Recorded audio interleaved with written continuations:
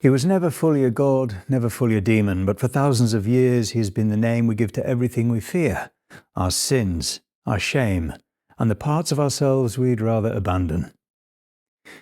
This is Pantheon mythology, and this is the rise and fall of Azazel. If you too want to be the name we give to everything we fear, check out Pantheon Apparel, our clothing brand inspired by myths, folklore and legend. We ship worldwide and are rated excellent on Trustpilot. Link in the description.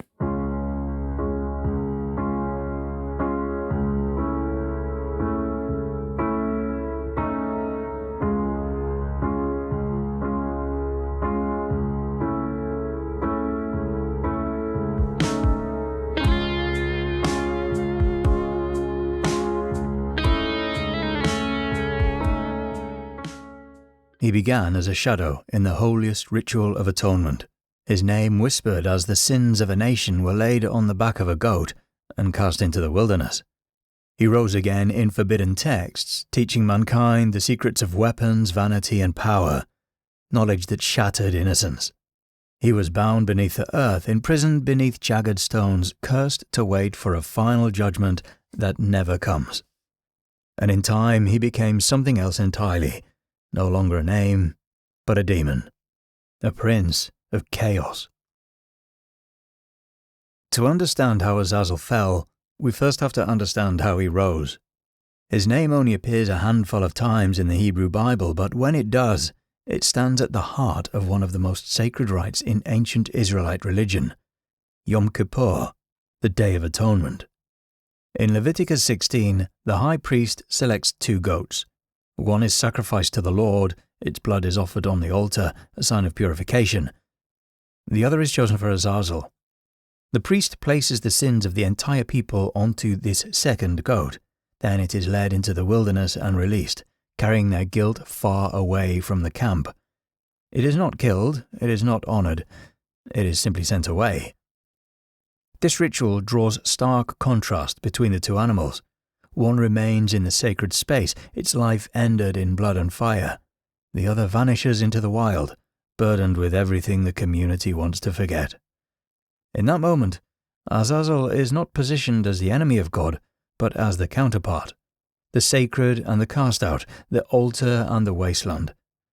Both goats are necessary, both are part of the same ritual. But who or what is Azazel? The meaning of the name has long been debated. Some say it combines the Hebrew words Azaz, meaning strong, and El, meaning God. Others argue that it refers to a rugged cliff or desolate place.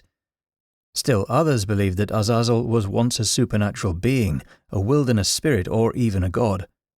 The text itself never explains, and maybe that was the point. Azazel existed on the edge of understanding, just like the wilderness he was linked to. In this early ritual, Azazel is not evil, he's essential. He carries what no one else can. The sins of an entire people are transferred onto his goat. Without Azazel, there is no release, no unburdening, no peace. To be the one chosen to receive that burden is not a punishment, it is a role of terrifying importance. Azazel becomes the vessel, the outlet, the final destination of everything that must be cast away. Some might see it as a strange kind of honor, though others would view it simply as a necessary exile, sacred but grim. And that exile meant something more than physical distance. In the ancient world, the wilderness was more than empty land. It was the border between civilization and chaos. It was where wild beasts lived, where spirits wandered, and where the gods of older tribes were said to dwell. Sending the scapegoat into that space was not just practical, it was spiritual. The sin was not only removed from the people, it was returned to the realm from which the sin was believed to have come. It is possible that Azazel represents one of those older forces, a god or spirit from pre-Israelite belief systems repurposed into the new theology, not as an object of worship, but as a necessary tool in the act of atonement. A divine outcast, demoted but never dismissed. In this moment, Azazel is not a monster. He's not even a villain. He's a shadow at the edge of the sacred. Feared, perhaps, but needed. And in that need, he holds power. Azazel's name may fade from the pages of the Hebrew Bible, but in the apocryphal book of Enoch he returns with far more clarity and far more danger. He's no longer a shadow within ritual. He is a rebel, a leader among the Watchers, a group of 200 angels who descended to earth and violated the boundary between the divine and the human. These angels take mortal wives and father a race of giants known as the Nephilim, and the harmony between heaven and earth begins to break. But Azazel's role is different. The other angels fell through desire. Azazel fell through ambition. He does not stop at transgression. He teaches. He instructs humanity in the crafting of weapons and armor, in the use of cosmetics and ornamentation, in enchantments and astrology. His knowledge does not come gently. It arrives like fire.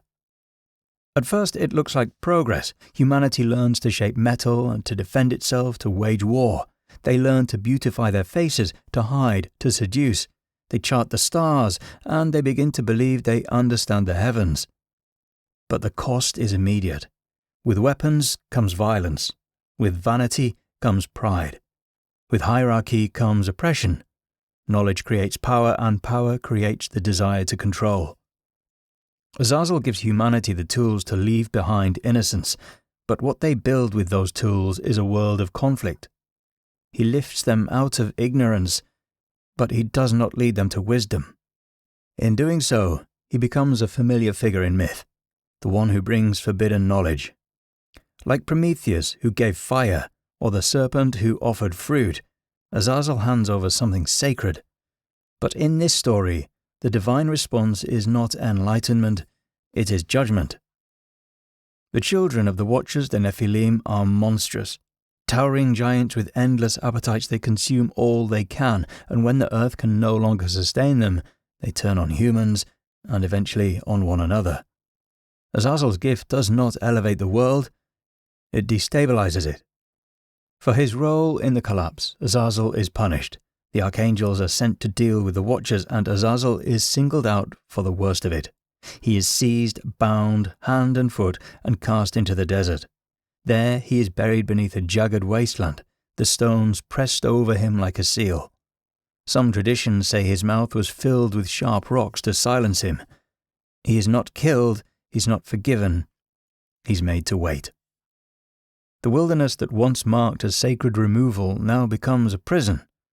He lies there still, waiting for the day of final judgment, when all the debts are due. His fall is not symbolic, it is personal, it is cosmic. Azazel, once necessary, once powerful, is now condemned. Azazel's fall does not end with his condemnation and imprisonment. If anything, that is only the beginning. As centuries pass and new texts emerge, his story continues to shift, shaped by fear, theology, and imagination.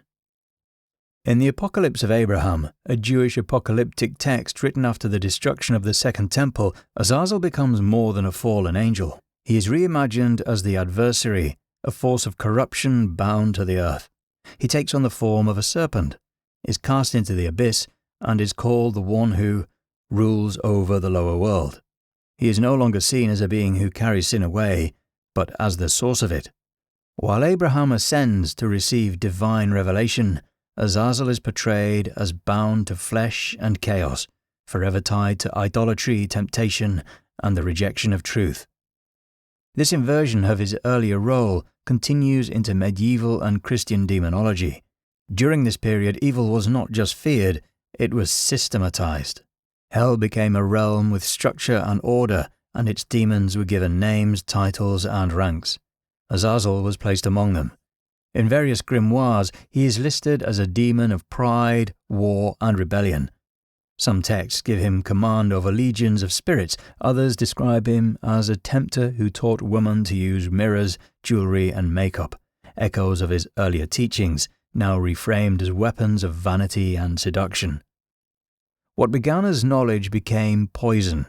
Each gift he once offered, metal, enchantment, ornamentation, was remembered not as civilization's progress, but as its corruption. He is no longer a figure of ambiguous power, he is accused directly and repeatedly.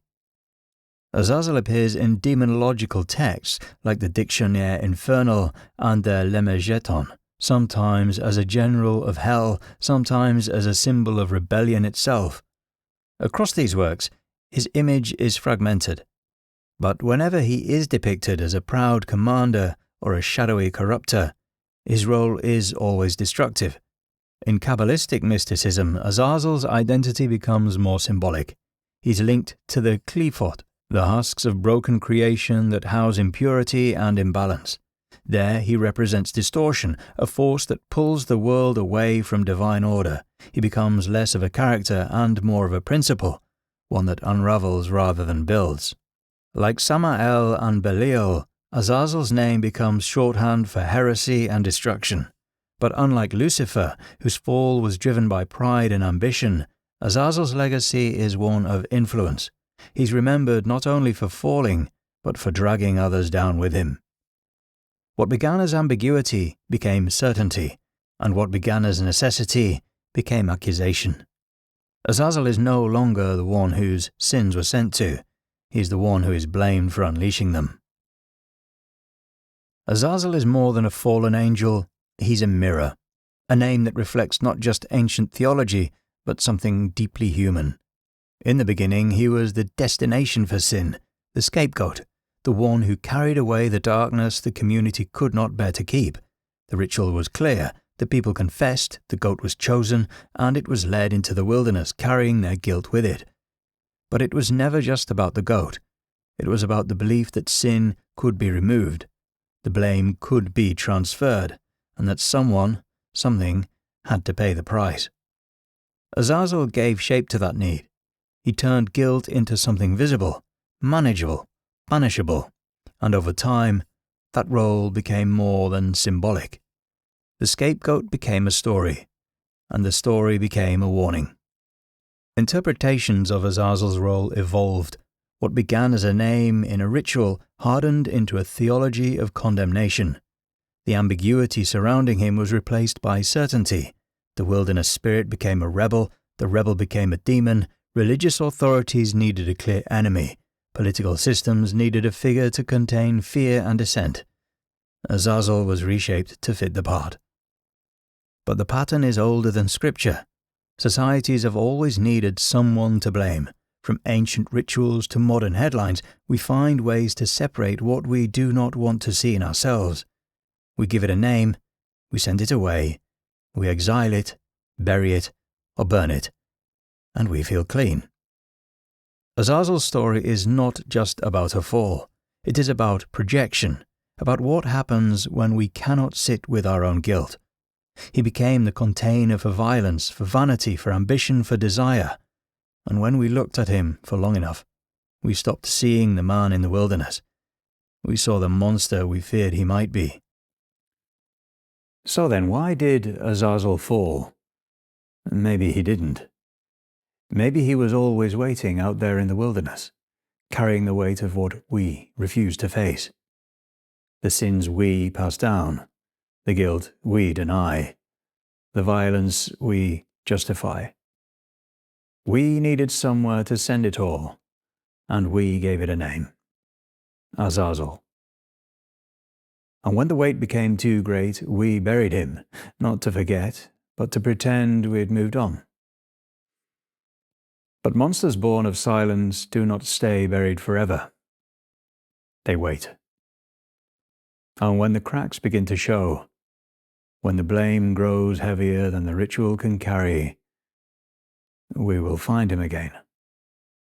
Still bound, still watching, still bearing what we cannot.